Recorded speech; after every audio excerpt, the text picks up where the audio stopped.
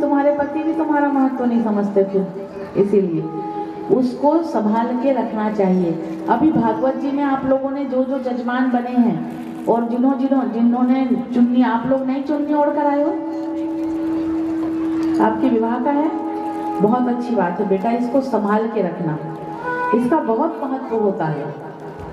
सुहागन जाती है ना जब स्त्री, तो उसके जो विवाह के समय का जो उसका वस्त्र होता है वो सब उड़ाया जाता है। सोचो हमारे कैसा हमारा सनातन धर्म है, कितना महत्व, ये सब चीज क्यों कराया जाता है पता है आप लोगों को?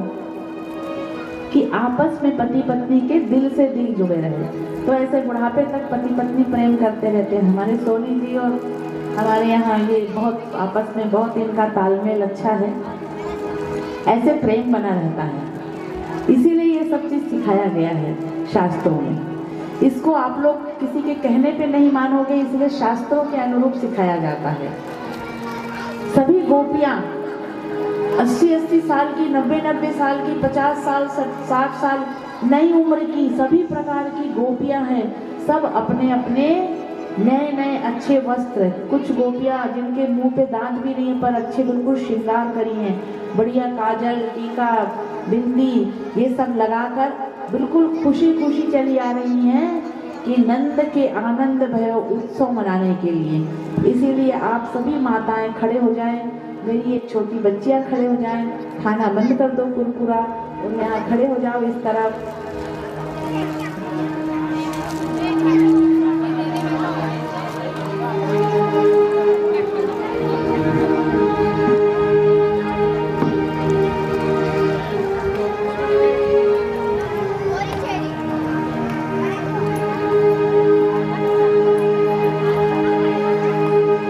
नंद उत्सव मनाना है, जिसको जो ये चाहते हैं कि हमारे घर में हमेशा नंद उत्सव मनता रहे, तो वो सब खड़े हो जाना, और जो नहीं चाहते हैं वो मत खड़े होना।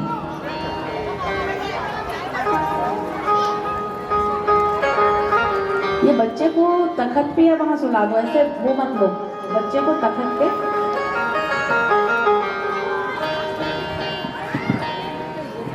और आप तो बच्चे को लेकर ना करो ना नृत्य, पिता बीच में आप लोग करना, फिर आप पिता के गोद में दे देना। आपका नंद लाला तो यही है। और जिनके पास जिनके पास बाल गोपाल है, सब अपने अपने बाल गोपालों को ले लें। इससे संतान से बड़ा कोई सुख नहीं होता है, सबसे बड़ा सुख है संतान।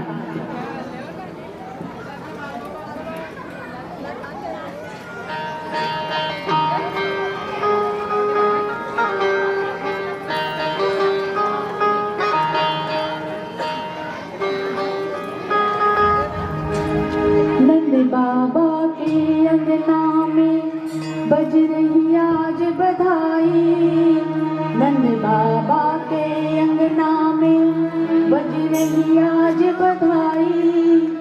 नंद मीठी मीठी तालियों के साथ। नंद बाबा के अंगना में बज रही आज बधाई, नंद बाबा के अंगना में बज रही आज बधाई।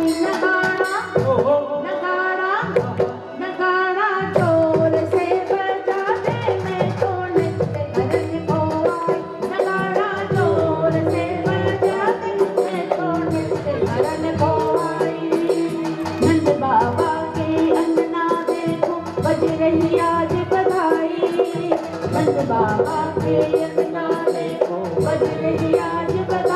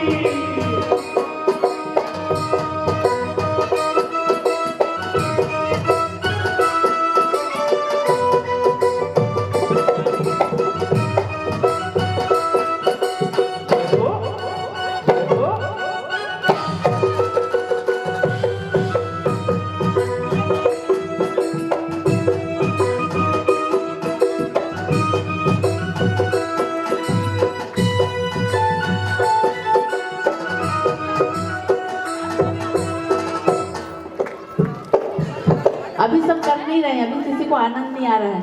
क्यों चेतन भैया, क्या हो गया? दोनों आ जाओ सामने, दोनों भाई हो आप लोग, अपने अपने जोड़ी के साथ खड़े हो जाओ।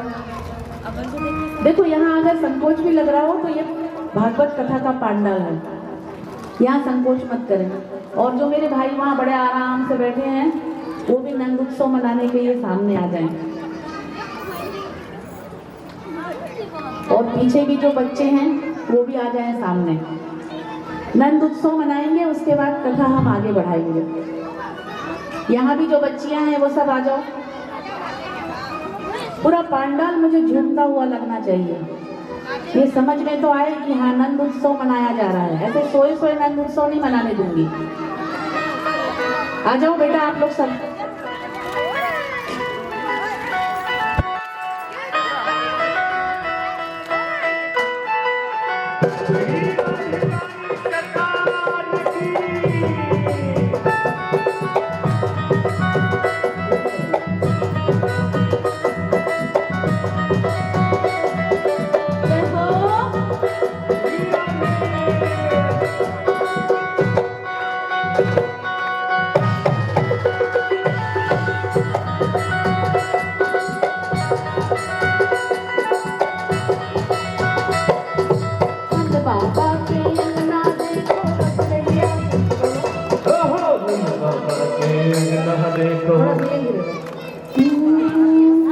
नंद बाबा के अंगना देखो बज रही आज बधाई।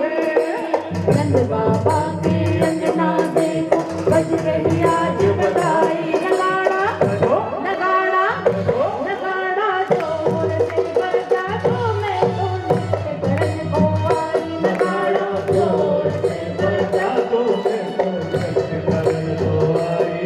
अजी गाओ रे बधाई, सब गाओ रे बधाई। गाओ रे बधाई, रे गाओ रे बधाई। अजी गाओ रे बधाई, सब गाओ रे बधाई।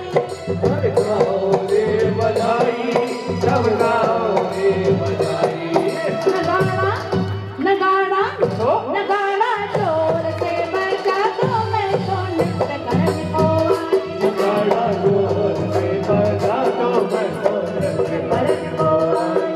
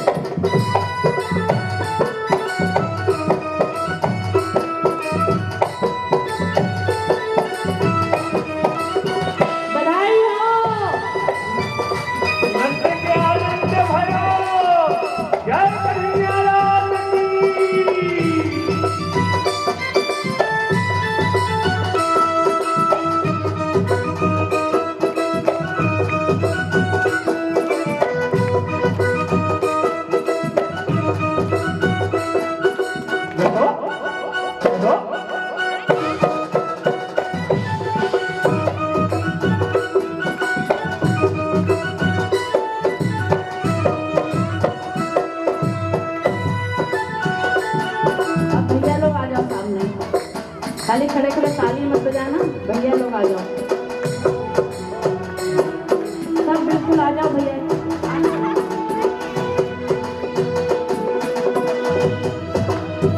जो भगवान के दरबार में नृत्य करने को शर्माएगा, भगवान के दरबार में नृत्य करने को मत शर्माओ।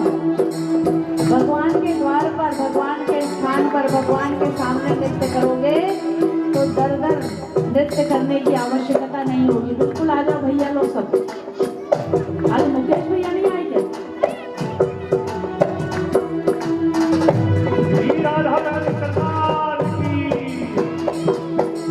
मंगल थाल सजाए सखी सब मैया के ठिकराई, मंगल थाल सजाए सखी सब मैया के ठिकराई, मंगल थाल सजाए सखी सब मैया के ठिकराई, मंगल थाल सजाए सखी सब मैया के ठिकराई। अखिलेश भैया आप फोटो बाद में खींच लेना और सीधे, हर बार फोटो का बहाना मैं देख रही हूँ आपको 5 दिन से, बहुत हो गया। हाँ चालू हो जाओ।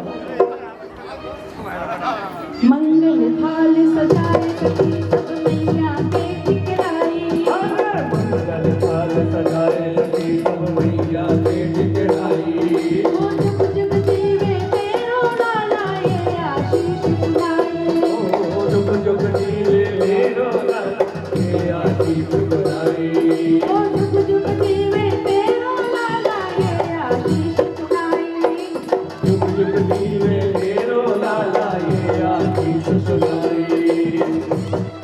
आज काली घटा छाई सब दौड़ दौड़ के आई, ओ काली घटा छाई सब दौड़ी दौड़ी आई, आज काली घटा छाई सब दौड़ दौड़ के आई, काली घटा छाई सब दौड़ दौड़ के आई। नगाड़ा नगाड़ा नगाड़ा छोड़ के बजाते मैं तो नृत्य करने को आई, नगाड़ा छोड़ के बजाते मैं तो नृत्य करने को आई, नंद बाबा के अंगना देखो बज रही आज बधाई, नंद बाबा के अंगना देखो बज रही आज बधाई, नगाड़ा नगाड़ा नगाड़ा छोड़ के बजाते मैं तो नृत्य करने को आई, नगाड़ा से बजा दो मैं तो नृत्य करना, नगाड़ा जोर से बजा दो मैं तो नृत्य करने को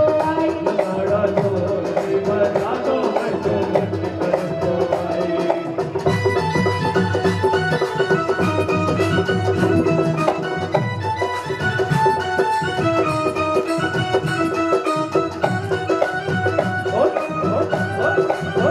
बोले बालकृष्ण मैया की, बोले नंद के आनंद भयो, नंद के आनंद भयो।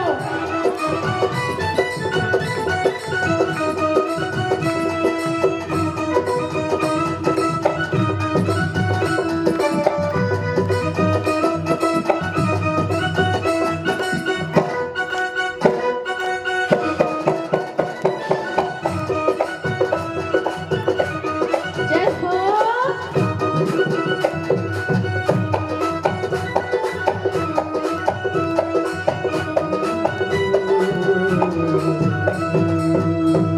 बैठ जाओ अपने स्थान पर। बोले कृष्ण कन्हैया ये नए जो बच्चे हैं, ये डिम्पल है और नई सब, ये सब आप लोग नई नई बहनें हैं, अभी तो कम उम्र की, अभी तो करोगे। हम थक जाएं तो चल जाएं, पर तुम लोग तो मत थको अभी से, खड़ी रहती हो। अब तो आज कल और थोड़े से समय परसों भी थोड़ा सा है, 3 दिन और नाचना है भगवान के ठाकुर जी के दरबार में। फिर मेरे जाने के बाद तो संसार में नाचना ही है, फिर तो जिंदगी भर नाचना है, उससे पीछा नहीं छूटेगा। इस प्रकार 6 दिन तक ये जो उत्सव है, नंद उत्सव, अभी 6 दिन तक बन रहा है। 6 दिन हो गए, तुम तो 6 मिनट में ही नगाड़ा नगाड़ा इतना चिल्लाई, लेकिन 6 मिनट में ही सब पसीना पोंछ के बैठ गए। पर सोचो, गोकुलवासी 6 दिन तक मना रहे हैं नंद उत्सव, 6 दिन हो गए। अब नंद बाबा को याद आया कि मुझे कर देने के लिए जाना है। कर कहाँ देने जाना पड़ता था?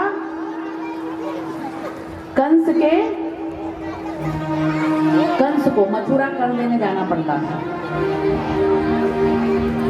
कंस जो है वो बड़ा राजा है और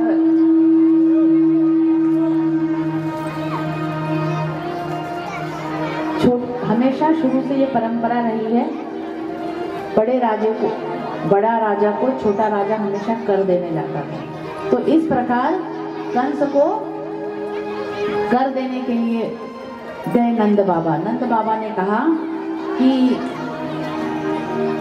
1 हफ्ते हो गए मैं कर देने नहीं जा पाया, तो इसीलिए अब मैं कर देने के लिए जाता हूँ, तुम लाला का ध्यान रखना। माता यशोदा से ये कहकर गए।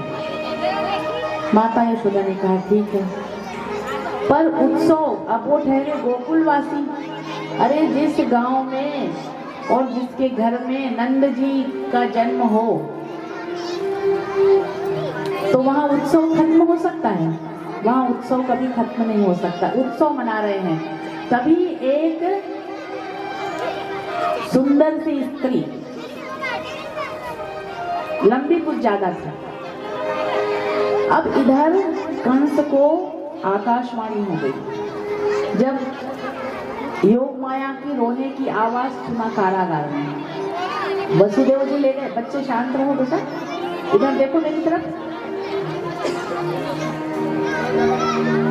बच्चे सब मेरी तरफ देखो, सामने बैठो, इधर देखो मेरी तरफ। चुपचाप बैठ जाओ। इस प्रकार जब वसुदेव जी योग माया को लेकर चले गए, योग माया की रोने की आवाज शुरू। कंस भागा भागा आया। अरे अरे अरे चलो 8वां जन्म ले लिया, 8वां जन्म ले लिया। सब सैनिक गए सूचना देने के लिए, महाराज 8वां जन्म ले लिया, 8वां जन्म ले लिया। कंस गया अपनी तलवार लेके, लाओ लाओ कौन है 8वां लाओ।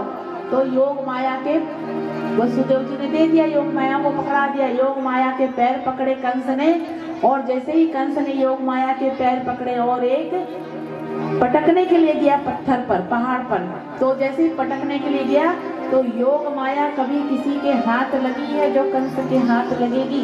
तुरंत योग माया आकाशगामी हो गई और आकाशगामी होकर माँ भद्रकाली रूप धारण करके, और फिर वहां से आकाशवाणी हुई कंस के लिए, अरे मूर्ख कंस, तू मुझे क्या मारेगा? तुझे मारने वाला तो जन्म देवकी का 8वां पुत्र जन्म ले चुका है। तेरे अत्याचार अब नहीं चलेगा। तो इस प्रकार कंस को आकाशवाणी हुई। जैसे ही कंस को आकाशवाणी हुई, कंस ने आपातकालीन बैठक बुलाई। आपातकालीन बैठक का मतलब समझते हो? Emergency meeting. राष्ट्रपति शासन, कभी कभी देश पर विपत्ति आती है तो राष्ट्रपति शासन लागू हो जाता है, मालूम है आप लोगों को? तो इसी प्रकार आपातकालीन बैठक का आयोजन किया गया। उसमें कंस के जो भाई थे, शक्तासुर, तृणासुर, कंस के जो भाई थे वो तो सब दैत्य होंगे, कोई देवता तो होंगे नहीं, समस्त देवता। बहन थी वो राक्षसी थी, पूतना भी आई थी। तो सब जो है एकत्रित हुए, और एकत्रित होकर भाई बैठक क्यों बुलाए हैं, राजा साहब क्यों बुलाया है? तो राजा साहब ने कहा कि सुनो, जो बच्चे आज से 1 माह पूर्व भी जन्म ले चुके हैं, आजकल में भी जिन्होंने जन्म लिया है, और जो 1 माह बाद जन्म लेने वाले हैं, उन सब बच्चों को मार डाला। अब जो उनके सैनिक थे उन्होंने कहा कि महाराज आप आदेश तो बड़ा अच्छा दे रहे हो, पर ये बताओ हम ये कैसे करेंगे? हमें घुसने कौन देगा? हम तो ठहरे राक्षस। तो बीच में पूतना बोली, भैया ये कार्य मैं करूंगी। तो कंस ने कहा कि तुम भी तो राक्षसनी जैसे दिखती हो, तुम कैसे करोगी? तुमको कौन घुसने देगा? और कंस ने कहा कि मुझे शंका है कि देवकी को 8वां पुत्र हुआ था, परंतु वो पुत्र किसी स्थिति में पहुंच गया है, क्योंकि गोकुल में नंद बाबा के यहाँ उत्सव मन रहा है। कंस को ये शंका हो गई थी। तो पूतना बोली मैं जाऊंगी। तो बोले तुम्हें घुसने कौन देगा? बोले भैया चिंता मत करो, मैं ब्यूटी पार्लर चली जाऊंगी और ब्यूटी पार्लर जाकर अच्छा मेकअप कर लूंगी। बोले तेरे इतने लंबे लंबे दांत हैं। भैया चिंता मत करो, आजकल अच्छे अच्छे डेंटिस्ट हो गए हैं, मैं अपने दांत भी घिसा लूंगी और प्लास्टिक सर्जरी भी अच्छा करवा लूंगी, बढ़िया अच्छे किस्म का कॉस्मेटिक प्लास्टिक सर्जरी करवा लूंगी और अच्छे उत्तम किस्म के ब्यूटी पार्लर में जाऊंगी जहां पूरे मेरे चेहरे पर लेप करके अच्छा सा मेकअप कर देंगे। इस प्रकार पूतना ने सुंदर सा श्रृंगार किया, स्वरूप बदला। ये तो कहने की बातें हैं, पर उसने स्वरूप बदला, अपना पूरा स्वरूप बदला। और स्वरूप बदलने के बाद गई, कहाँ गई? नंद बाबा के घर। नंद बाबा इधर कर देने आए हैं और गई, वहां उत्सव मन रहा है, माता यशोदा बहुत व्यस्त है। तो जैसे ही गई, सब गांव वाले देख रहे हैं, ये बड़ी ये किसकी, कौन स्त्री है, बड़ी सुंदर सी है पर लंबी कुछ ज्यादा है और बड़ी छम छम छम चल रही है। गई माता यशोदा के घर। माता यशोदा ने कहा बहन तुम कौन हो, तुम्हें कभी गांव में देखा नहीं? तो वो कहती मैं एक ब्राह्मणी हूँ। पूतना कह रही है ये, मैं एक ब्राह्मणी हूँ, पास के गांव में रहती हूँ, यहाँ से गुजर रही थी तो मैंने देखा कि सुना मैंने कि यहाँ लाला भैरव है और सब गांव वाले उत्सव मना रहे हैं, तो मैंने सोचा मैं भी लाला के दर्शन कर लूं। माता यशोदा ने कहा क्यों नहीं, लो लाला को गोद में लो, दर्शन क्या करना।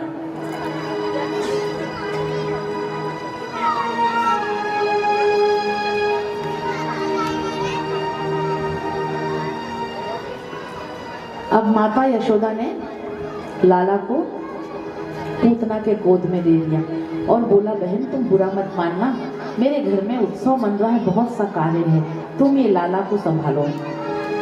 पूतना बोली कि हाँ हाँ बिल्कुल बिल्कुल जाओ आप।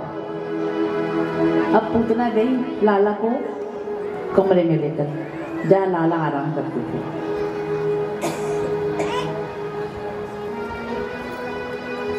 जैसे ही वहां लेकर गई, पूतना अपने स्तन पर कालकूट विष लगाकर आई थी। अपने स्तन अर्थात अपना दूध पिलाने लगी। पूतना बच्चे की तरह गोद लेकर लाला को दुग्ध पान कराने लगी। तो जब दुग्ध पान कराने लगी तो ये तो ठहरे कन्हैया, ये तो ठहरे नारायण, कितना छल कपट चलेगा। अब भगवान पूतना का जब दुग्ध पान करने लगे तो जोर जोर से उसके प्राणों को खींचने लगे। अब वो कहने लगी अरे अरे लाला ये क्या कर रहा है तू, लाला ये क्या कर रहा है, छोड़ मुझे छोड़ मुझे छोड़ मुझे। कन्हैया धीरे से मुस्कुराते हुए पूतना की तरफ देखते हैं और कहते हैं मौसी जी हम तो पकड़ना जानते हैं, हम छोड़ना नहीं जानते हैं। अब वो जैसे ही प्राण खींचने लगे, कन्हैया प्राण खींचते खींचते पूतना ने अपना वास्तविक स्वरूप धारण किया, बड़ी सी राक्षसी बन गई और वास्तविक स्वरूप धारण कर किया। तब तक मेरे कृष्ण कन्हैया ने पूतना के प्राण ले चुके थे, अर्थात पूतना का उद्धार हो चुका था और 6 कोष की पूतना लंबी तड़ंगी सी हो गई और धड़ाम से जमीन पर गिर गई। कहाँ गिरी? कन्हैया माता यशोदा के घर के सामने एक मैदान था, बगीचा था, उसमें 6 कोष की बड़ी पूतना धड़ाम से गिरी और आज मेरे कन्हैया मेरे बाल गोपाल कृष्ण पूतना के छाती का दुग्ध पान अभी भी कर रहे हैं। बोलिए बाल कृष्ण कन्हैया लाल की। इस प्रकार आज भगवान ने पूतना का उद्धार किया। अब इधर भोले शंकर जी मचल रहे हैं। क्यों मचल रहे हैं? नारायण के नाटक तो देखें, क्या क्या नाटक करते हैं नारायण। तो अब नारायण के नाटक क्या हैं देखे तो सही। एक नारायणी ही ऐसे हैं जिन्होंने इतने अवतार लिए और तरह तरह की लीला की है, बाकी कोई देवता नहीं कर पाए। तो नारायण को देखो, अब माता पार्वती से कहते हैं कि मुझे जाना है सृष्टि पर। माता पार्वती ने कहा क्या करने जाओगे? तो बोले बाल कृष्ण गोपाल को देखने जाना है। बोले माता पार्वती जी ने कहा तुम पहले तो ये बताओ, वास्तव में अगर भोले बाबा हमारे सामने आ जाएं, अपन बड़े उससे नाग देवता को जब करते हैं अभिषेक तो बड़े उससे नाग महाराज, बोले पितृदोष दूर होगा, बड़े उससे नाग देवता को दूध चढ़ाते हैं ना, और सामने आ जाए तो चढ़ा के दिखाना, फिर चढ़ाना, सब पितृदोष उनको देख के उतर जाएगा। तो इस प्रकार माता पार्वती कहती है भोलेनाथ जी से, भैया तुम तो ये तो बताओ स्वामी मेरे प्राणनाथ, ये तो बताओ तुम जाओगे तो तुम्हें वहां तुमको देखने कौन आएगा, तुम्हारी बात कौन सुनेगा? संपूर्ण सृष्टि के लोगों के प्राण निकल जाएंगे, हार्ट अटैक आ जाएगा देखकर। तुम अपना स्वरूप तो देखो, यहाँ बिच्छू लटका लिए, यहाँ सर्प लटका लिए, यहाँ कुछ और लटका लिए, यहाँ कुछ और तुम्हारे ये नंदी अलग, और इस पे भी तुम सीधे नहीं बैठोगे। भोलेनाथ जी नंदी पर कभी सीधे नहीं बैठते, उल्टे ही बैठेंगे। तो बोले बताओ क्या करोगे जाकर? तो भोलेनाथ जी कहते हैं अरे तुम चिंता मत करो, मैं एक ब्राह्मण बन जाऊंगा। अब ब्राह्मण बन जाएंगे तो उनके जो भृंगी श्रृंगी जो सब वो सांप है वो बोले भगवान तुम अकेले मत जाना, हम भी चलेंगे, भगवान हम भी चलेंगे, भगवान हम भी चलेंगे, धीरे से कान में फू फू करें। तो भगवान बोले अब तुम लोगों को ठीक है चलो कोई बात नहीं, मैं ऐसी वेशभूषा पहनूंगा, अच्छा पगड़ी लगाऊंगा, ऐसा पूरा ढक लूंगा, खाली चेहरा चेहरा दिखेगा, सब अंदर अंदर रहना, अंदर घुसे रहना सब। और सर्प को बोले तुम भी बार बार बाहर मुंडी मत निकालना, अंदर रहना। सब बोले हाँ हम कन्हैया के दर्शन करेंगे, हम ठाकुर जी के दर्शन करेंगे, हमें भी ले चलो। सब बिच्छू बोले अंदर, हम पगड़ी के अंदर घुसे रहेंगे। इस प्रकार भगवान ने ब्राह्मण का स्वरूप धारण करा, भगवा वस्त्र पहने और ब्राह्मण का स्वरूप धारण करा। और कहाँ पहुंचे? नंद बाबा के आंगन में।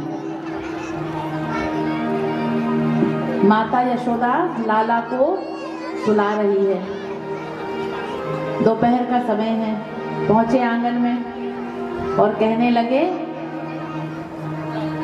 अलख निरंजन, अलख निरंजन, अलख निरंजन।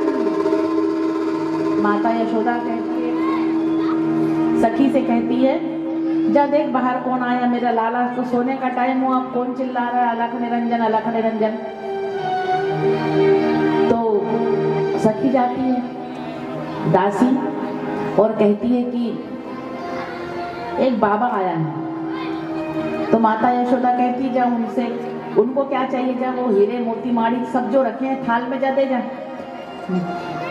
नंद बाबा धनवान थे, गांव के सबसे धनवान। जब बाल गोपाल हुए थे तो 2 लाख गौदान किया था और हीरे मोती माणिक सब।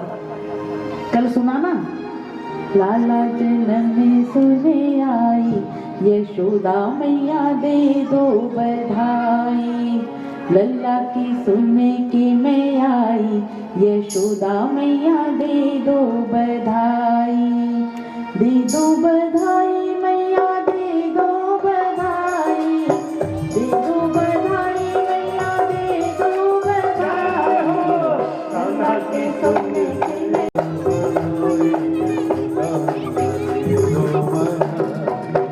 लल्ला की सुनने के मैं आई, यशोदा मैया दे दो बधाई, लाला जन्म में सुने आई, यशोदा मैया दे दो बधाई, दे दो बधाई मैया दे दो बधाई, दे दो बधाई मैया दे दो बधाई, लल्ला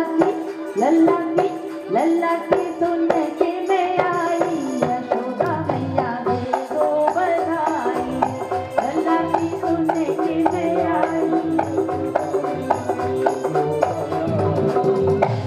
अब गोपियां क्या कह रही, क्या क्या मांग रही हैं? चुनरी भी दे दो मैया, चुनरी भी दे दो मैया लहंगा भी दे दो, चुनरी भी दे दो मैया लहंगा भी दे दो, चोली की दे दो सिलाई, यशोदा मैया दे दो बधाई, चोली की दे दो सिलाई, यशोदा मैया दे दो बधाई। लाला जन्म में सुबह आई, यशोदा मैया दे दो बधाई, लाला जन्म में यशोदा मैया दे दो बधाई। यशोदा मैया नंद बाबा इस तरह लुटा रहे हैं, हीरे मोती माणिक जो जो मांग रहा है सब ये माता यशोदा और नंद बाबा लुटा रहे हैं। अब भगवान कृष्ण को, भगवान शिव भोलेनाथ जी को भी माता यशोदा कहती है, क्या दे दो काचाने बाबा को। दासी से कहे कि मुझे तो सुना है यहाँ लाला भयो है, मुझे तो लाला के दर्शन करने हैं। बच्चे सब चुपचाप बैठ जाओ, बच्चे चुपचाप बैठ जाओ, मुझे तो लाला के दर्शन करने हैं। तो अब वो धीरे से जैसे लाला के माता यशोदा लेकर आई लाला के दर्शन करने, देखूं तो कौन है। जैसे ही बाहर निकली तो देखी, तो जैसे ही बाहर देखी तो अब लाला को देखने की उत्सुकता सबको।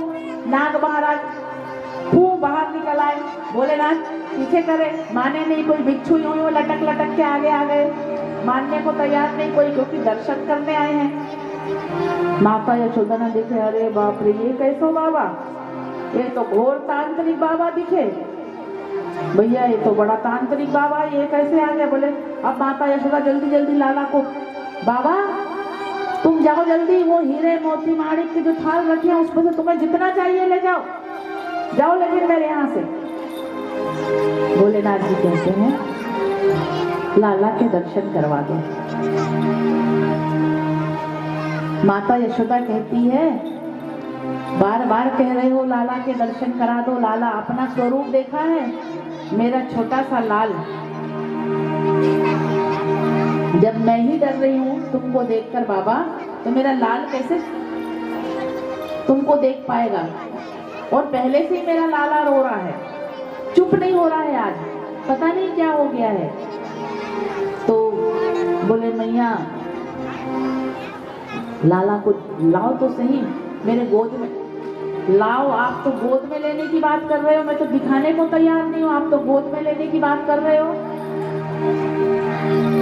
तो भोलेनाथ जी कहते हैं ला दो एक बार। अब भोलेनाथ जी बोले ठीक है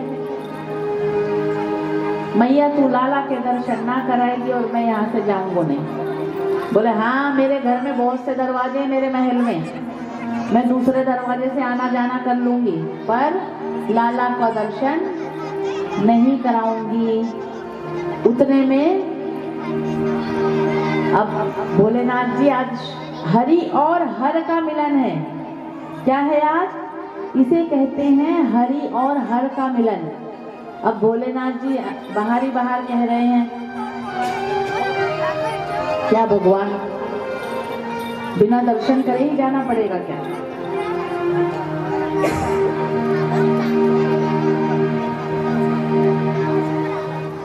तो भगवान ने लीला की। क्या लीला की? खूब चीख चीख कर रोने लगे। जब चीख चीख कर रोने लगे, ऐसे रो रहे थे। क्या बढ़िया रो रहे हैं ठाकुर जी, देखो बढ़िया रो रहे हैं।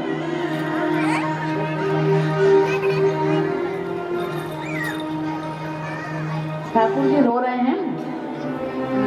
तो अब माता यशोदा सोचती है मेरे लाला को नजर लग गया, लगता है लागे लाला को नजर लग गया। तो कहती है लाला को नजर लग गया है। तो वो दासी से कहती है कि ऐसा करो, वो जो तांत्रिक बाबा आए थे, माताएं जो होती है ना, ये झाड़ फूक पे बहुत विश्वास बहुत जल्दी कर लेती हैं। सब धागा डोरी सब बंधवाने लगती हैं बहुत जल्दी, और अपने लाल के लिए तो सब तो इस प्रकार वो जो है बोलती है कि देख कर वो तांत्रिक बाबा है ना, वो तांत्रिक है।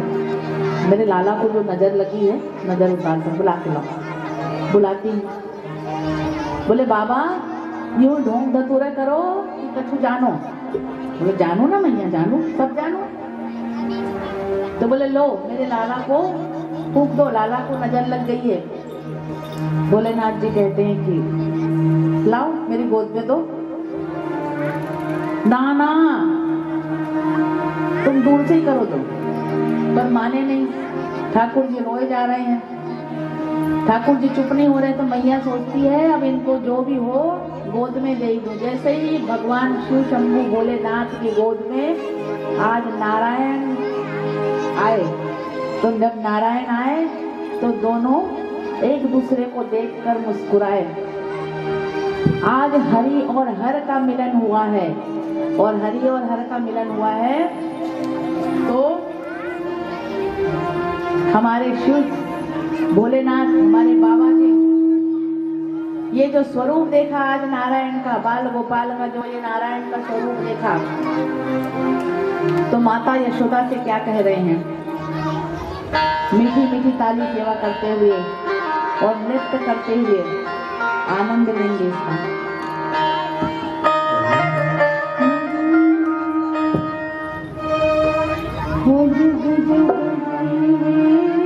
यशोदा मैया तेरो ललना,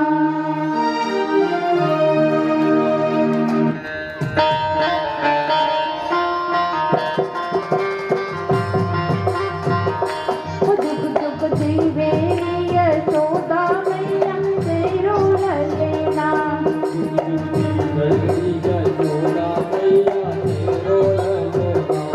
जुग जुग जीवे यशोदा मैया तेरो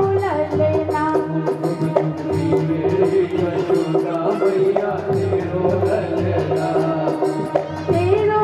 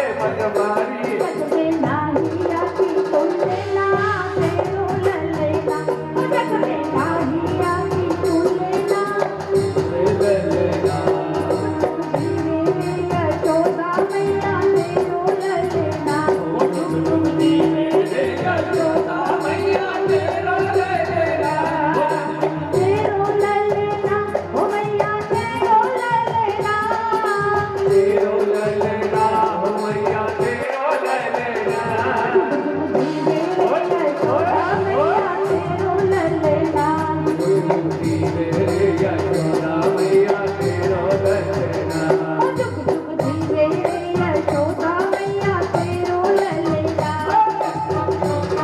यशोदा मैया तेरो ललना तेरो ललना ओ मैया तेरो ललना तेरो ललना ओ मैया तेरो ललना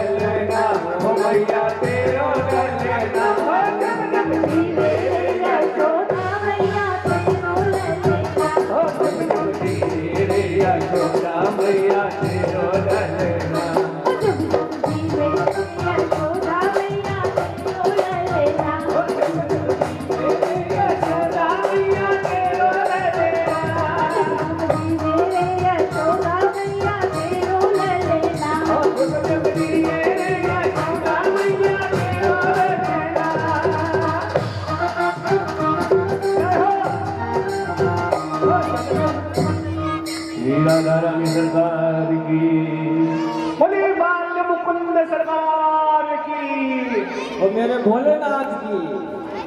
बोलना दर्शन करने आए। इस प्रकार हरि और हर का मिलन हुआ। इसके पश्चात क्या हुआ कि पूतना का जब वध हो गया, पूतना का उद्धार हो गया, तो अभी कंस को चैन नहीं है, कंस को शंका है। अब हमारे ठाकुर जी मेरे बाल गोपाल हो गए हैं 3 माह के। अब माता यशोदा और नंद बाबा और समस्त गोकुल की जनता हर बात पे एक उत्सव मनाए। लाला जो करे तो एक उत्सव। तो इस प्रकार उत्सव अंग परिवर्तन 3 माह बाद देखना बच्चा करवट लेता है, बड़ी मेहनत करता है। विधाता का देखो आप, हम क्या सिखाते हैं, अपने आप सब सीखता है बच्चा। तो इस प्रकार अब हमारे कन्हैया अंग परिवर्तन कर रहे हैं, करवट ले रहे हैं। 108 दिन के हो चुके हैं, 3 माह के, अर्थात तात्पर्य ये है इतने में अंग परिवर्तन का उत्सव बन रहा है। तब शक्तासुर, कंस के भाई हैं शक्तासुर, आ गए और माता यशोदा, आज उत्सव मन रहा है तो माता यशोदा लाला को छकड़ा समझते हो, दूध दही रखने का स्थान होता है, उसके नीचे सुला दिया। भगवान को जब ऊपर रखोगे तो भगवान की रक्षा होगी। उतने में शक्तासुर आया।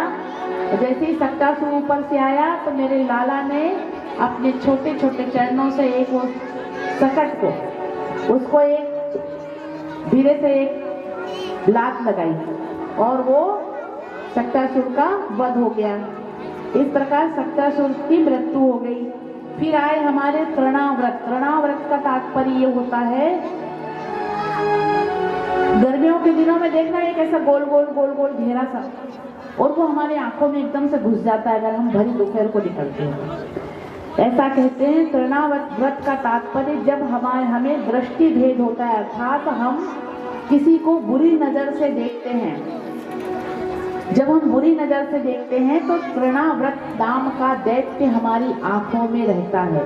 मैंने प्रथम दिवस पे भी यह आप लोगों को बताई थी कि जो श्रीमद् भागवत की कथा है, ये कोई 3 दिन की फिल्म की कहानी नहीं है, या जो आप लोग सीरियल देखते हो ये वो सीरियल नहीं है। ये श्रीमद् भागवत की कथा हमारे शरीर की इंद्रियां, हमारे आचार विचार, हमारे चरित्र से संबंधित है।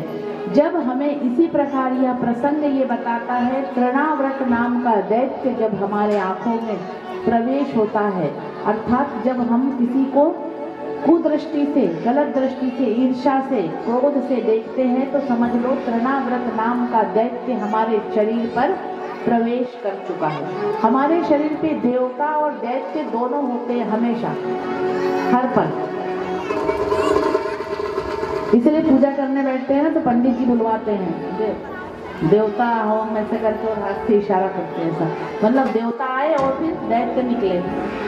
अभी आप लोग सप्तमी के दिन जब आप लोग 7वें दिन जब पूजा होगी ना तो पूर्ण आहुति होगी। तो पूर्ण आहुति में जितने भी जजमान हैं, जो भी जितने लोग हैं खिरावदिया परिवार के, सब जोड़े से मुझे मिलना चाहिए यहाँ समय। और वो आज शाम के समय सब पंडित जी आप तय करके बता देना क्या समय रहेगा। 7वें दिन की जो कथा होगी, कथा तो 3 बजे से स्टार्ट होगी, पर जो हवन होगा वो हवन सुबह होगा, पूर्ण आहुति के लिए छोड़ दिया जाएगा। 7वें दिन पूर्ण आहुति कथा के बाद होगी, उससे पहले आप लोग हवन में आएंगे। आप लोग जो खिरावदिया परिवार के समस्त लोग, सभी पति पत्नी जोड़े से आकर बैठे, अगर इस श्रीमद् भागवत कथा का फल पाना चाहते हो तो उसके अलावा जो भी मोहल्ले के जो भी आप लोग भी जो आ रहे हैं, सभी लोग आकर यहाँ बैठे। पर एक बात है कि पंडित जी को बोल दे कि कितने जोड़े हो रहे। चेतन भैया इस चीज का ध्यान रखना, कितने जोड़े हो रहे, मतलब जरूरी नहीं कि आप ऐसा कहिए भाई ये कथा तो सार्वजनिक है, ठीक है खिरावदिया परिवार के लोग मिलकर करवा रहे हैं, लेकिन सार्वजनिक कथा है ये, तो जो भी और भी बैठना चाहे जोड़े से वो जोड़े बता देना, क्योंकि अगर फिर हवन कुंड कितने चाहिए, कितने बनाना है वो तय करना पड़ेगा। कथा क्रम को हम आगे बढ़ाते हैं। इस प्रकार प्रणावत जो है, इसीलिए कहते हैं कि देवता आओ और दैत्य बाहर निकलो। उसमें आप लोग उस पर प्रसंग चल रहा था, हवन की बात याद आ गई है ना कि हवन होगा, तो उसमें आप लोग देखना। और बाकायदा उस समय देवता आओ तो देवता आने के समय ही करना इशारा, और दैत्य जाओ तो ऐसे ही करना, नहीं तो मान लो दैत्य आओ और देवता जाओ मत कर देना, उल्टा मत कर देना। एक और बड़ी अच्छी बात मैं आप लोगों को बता दूं कि 7वें दिन यहाँ पर दीदी माँ के हाथ से गोद भराई का कार्यक्रम रहेगा। 1 घंटा पहले सब लोगों को पहुँचना है कथा पे। आना तो वैसे सुबह से ही है, यज्ञ होंगे और गोद भराई का कार्यक्रम होगा, और गुरु दीक्षा का कार्यक्रम भी उसी दिन होगा। तो जो भी यजमान गुरु दीक्षा लेना चाहे वो भी उस दिन यहाँ समय पर सब लोग पहुँचे। 7वां दिन हमारे लिए परसों का जो दिन है वो पूर्व, वो बहुत महत्वपूर्ण दिन है। उस पूरे दिन हमें सिर्फ यही काम करना है, एक तो गोद भराई का काम और गुरु दीक्षा काम दीदी माँ का। और फिर समय पर कथा होगी, कथा का समय यही रहेगा।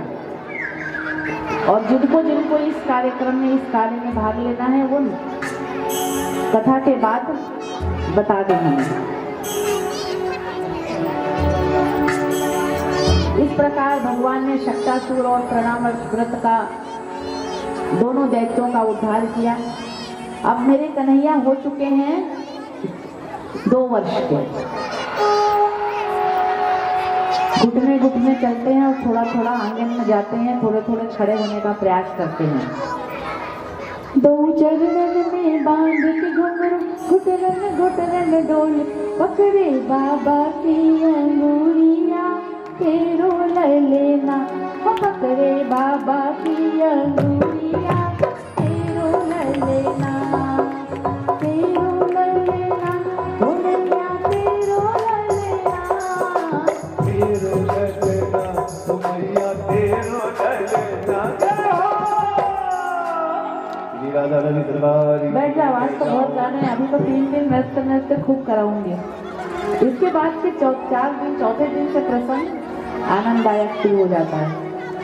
तो इस प्रकार अब मेरे कन्हैया ने देख लिया, अभी तक कन्हैया का नामकरण संस्कार नहीं हुआ है, भूल ही गए, लाला लाला लाला चले जा रहे हैं, लाला का नामकरण संस्कार नहीं हुआ है। इधर जो है, जो अब लाला किसके पुत्र हैं? वसुदेव जी के। दोनों अलग, लाला जन्म लिए एक कुल में, पालन पोषण हुआ दूसरे कुल में। इनका ना कोई गोत्र है, ना कोई कुल है, ना कोई जात है, ना कोई पात है, यही नहीं मालूम है इनका कि कौन सा जात में है, कुछ नहीं है इनका, इसलिए कृष्ण कन्हैया कहलाते हैं। अब वो गए वहां, देवकी वसुदेव जी कैसे मिलने गए, कौन गए? गर्गाचार्य जी। गर्गाचार्य जी कौन है? वसुदेव जी के कुल गुरु हैं। तो गए तो वहां आज वसुदेव जी को चिंता हो रही है, बेटा तो उनका ही है, तो बोले नामकरण, ये नंद बाबा क्या कर रहे हैं, खाली उत्सव मनाते हैं पर नामकरण संस्कार अभी तक होश ही नहीं है। ये बच्चा 2 साल का हो गया, 2 साल के बलराम जी हो गए थे और साल भर के लाला हैं अभी। बोले नामकरण संस्कार, कहते हैं कि साल भर के अंदर अंदर नामकरण संस्कार होता है। और 6 माह में अन्नप्राशन, समझते हो अन्नप्राशन, मुख जूठा जो अन्न खिलाया जाता है बच्चे को, एक वो उत्सव आज भी मनाया जाता है। तो ऐसे ही वो उत्सव सब मना रहे हैं। अब नामकरण संस्कार, लाला साल भर का हो गया, एक बेटा वसुदेव जी, दोनों बच्चे तो वसुदेव जी के हैं। वसुदेव जी कहते हैं बड़ी समस्या है, एक बेटा 2 साल का हो गया और एक बेटा जो है 1 वर्ष का हो गया, पर नामकरण संस्कार नहीं हुआ। गर्गाचार्य जी से बोलते हैं तुम जाकर नामकरण संस्कार करो। तो गर्गाचार्य जी कहते हैं मैं कैसे जाकर करूं, मैं तो तुम्हारे कुल का कुल गुरु हूं, उनका कुल तो अलग लगता है। गर्गाचार्य जी बोले तुम वसुदेव जी गर्गाचार्य जी से बोले तुम सामने जाओगे तो उनको याद हो जाएगा नामकरण, तुम बहाना बनाना, ऐसे ही आया था, तुम जाना, फिर आप नंद बाबा के घर जाना, फिर कहना बस ऐसे ही आया था नामकरण। यहाँ हमारा तो यही काम है, ब्राह्मणों का क्या काम, किसी के घर नामकरण संस्कार करे, किसी के भूमि पूजन में जाए, किसी की ग्रह शांति करने जाए, किसी का गृह प्रवेश करवाए, किसी का विवाह करवाए, ऐसे बहाना बनाना। तो नामकरण संस्कार जरूर बोलना ताकि उनको याद आए कि नामकरण संस्कार नहीं हुआ है लाला का। तो गर्गाचार्य जी जाते हैं नंद बाबा के घर, और नंद बाबा के घर जाकर नंद बाबा बिठाते हैं उनको, कहते हैं बताओ यहाँ गोकुल में कैसे आना हुआ। अरे अब हम ब्राह्मणों का, पंडितों का क्या, यही तो कार्य है भैया, हमारा पेट तो ऐसे ही भरता है। किसी के घर किसी का गृह प्रवेश ही आया था, गांव में किसी का गृह प्रवेश था, अब किसी का ये कुछ रहता है, किसी का विवाह रहता है, हम ऐसे भटकते रहते हैं, किसी का नामकरण संस्कार। अब नंद बाबा, अरे नामकरण संस्कार, अच्छो आ गया तुम बाबा, अच्छे आ गए पंडित जी, याद आयो कि अभी तुम्हारे छोरों का नामकरण संस्कार ही नहीं हुआ, दोनों छोरे बड़े बड़े हो गए। तो गर्गाचार्य जी कहते हैं हाँ तुम अपने कुलगुरु को बुला के, अरे क्या करे कुलगुरु को बुला के, तुम आज आए हो तुम ही कर लो। तो गर्गाचार्य जी कहते हैं मान गए, करना तो यही था। तो गर्गाचार्य जी कहते हैं कि देखो मैं नामकरण संस्कार तो करूंगा, परंतु नंद बाबा तुम जो है हर बात पे उत्सव बहुत बनाते, तो तुम्हारे पास पैसा ज्यादा है तो हल्ला ज्यादा मचाते, जिसके पास पैसा रहेगा वो हल्ला मचाएगा, तो इस तरीके से तुम हल्ला बहुत मचाते हैं। तो बोले तुम ऐसा करना कि नामकरण संस्कार गौशाला में चल के करो और किसी को सूचना मत दो, अकेले हम नामकरण। अब नंद बाबा बोलते हैं, बोले तुम उत्सव मनाते हो और कंस से एक दैत्य को भेज देता है, भैया कल को छोरा है तुम्हारा, कुछ हो जाए तो मेरे ऊपर पाप लगेगा, मैं ऐसा काम नहीं करूंगा। तो नंद बाबा मान जाते हैं और गौशाला में आज हमारे कृष्ण कन्हैया लाल की और बलराम जी का नामकरण संस्कार हो रहा है। तो जो नामकरण संस्कार हो रहा है तो माता यशोदा और बलराम जी की माता कौन है, रोहिणी। रोहिणी कौन है, वसुदेव जी की पत्नी है। परंतु ये नंद बाबा के यहाँ क्यों, जब वसुदेव जी को कारागार में चले गए तो उनकी और भी पत्नियां हैं जो अपने ससुर के साथ रहती थी, और एक पत्नी देवकी जो थी कारागार में थी, और एक पत्नी रोहिणी वो माता यशोदा की सहेली थी, इसीलिए अपनी सहेली को माता यशोदा अपने साथ रखती है। अब रोहिणी जी दोनों, माता यशोदा रोहिणी दोनों बैठ गई, बोले ये पता नहीं कौन से बाबा को पकड़ के ले आए हैं, देखिए ये बाबा सच्चा है कि नहीं। तो अदल बदल के बैठ गई, बलराम जी को माता यशोदा ने ले लिया और रोहिणी जी, माता रोहिणी ने कृष्ण कन्हैया को ले लिया। अब जैसे ही गर्गाचार्य जी आए, गर्गाचार्य जी संत थे, किनके पिता थे मालूम है आप लोगों को, सुदामा जी की जो पत्नी है ना उनके पिता थे, सुशीला के पिता थे गर्गा जी, ऋषि गर्गाचार्य जी की पुत्री है सुशीला। तो इस प्रकार लेकर बैठ गए। अब जब लेके बैठ गए तो जैसे ही अब गर्गाचार्य जी को जैसे ही भगवान के लाला को देखा, तो जैसे ही लाला को देखे तो मुंह खुला का खुला रह गया। परमात्मा के दर्शन हो जाए तो मुंह खुला ही रह जाएगा, मुंह क्या सभी कुछ खुला रह जाएगा। आज हम जिस परमात्मा के मात्र एक भक्ति से आज हमें परमात्मा, आज तो आप लोग देखो कितना आनंद ले रहे हो। मुझे नहीं लगता इतना आप किसी के घर इतने 7 दिन तक शादी में जाते हो, किसी के घर अगर रिश्तेदारों की शादी में नहीं जाते हो। सगे रिश्तेदार, आजकल सगे रिश्तेदारों के यहाँ प्रोग्राम होता है तो हम 10 मिनट पहले तैयार होकर जाते हैं, घड़ी देखते हैं और बिल्कुल टाइम से टाइम जाते हैं और आ जाते हैं। परिवार में शादी विवाह भी हो तो हम जाते हैं, 1 दिन के लिए आ जाते हैं, पर यहाँ के लिए कैसे पागल हो गए हो। इसी को कहते हैं पागलपन कि आज 5वां दिन है, यहाँ आप समय पे आ रहे हो। तो जब एक ठाकुर की कथा, इनमें से कितने लोगों ने बोला होगा अरे क्या भरी दोपहर को कथा रख दी, कहीं ने कहा अरे 2 दिन बाद मुझे मालूम है, कोई कहीं ने कहा 2 दिन बाद मौसम देखो कैसा साथ दे रहा है, रोज ठंडा हो रहा है मौसम। देखे ना ठाकुर जी की लीला। मैं निकलती हूँ, भरी दोपहर रहती, लेकिन थोड़ी देर बाद मतलब एसी चलाने की जरूरत नहीं पड़ती गाड़ी में, थोड़ा सा कांच खोल देती हूँ और ऐसी ठंडी हवा आती है, ऐसा लगता है कि अब कोई जरूरत नहीं। जबकि आप क्या, मैं खुद भी ये सोच रही थी कि अच्छी कथा हुई भरी दोपहर को, और बड़ी योजना बना रही थी कि पानी लेके जाऊंगी, एनर्जी ड्रिंक लेके जाऊंगी, कुछ ऑरेंज का लेके जाऊंगी, पता नहीं वहाँ धूप कितनी बढ़ेगी, ये लोग कैसा टेंट लगाएंगे, क्या करेंगे, कैसा, देखो ये सब सोच रहे थे, कूलर रहेगा कि बहुत सारी चीजें थी। पर ये तो देखो ठाकुर की मस्ती है, जब हम मस्ती में आते हैं तो वो हमको मस्ती में रखता है। अब आप लोगों ने कितना तय करा होगा, लेकिन देखो कैसे मस्ती छान रहे हो। तो इस तरीके से इसी को कहते हैं मस्ती, कि जब से तुमसे लौ लगाई तुम संग, तो मैं बड़ी मस्ती में हूँ। इसी प्रकार अब जैसे ही गर्गाचार्य जी ने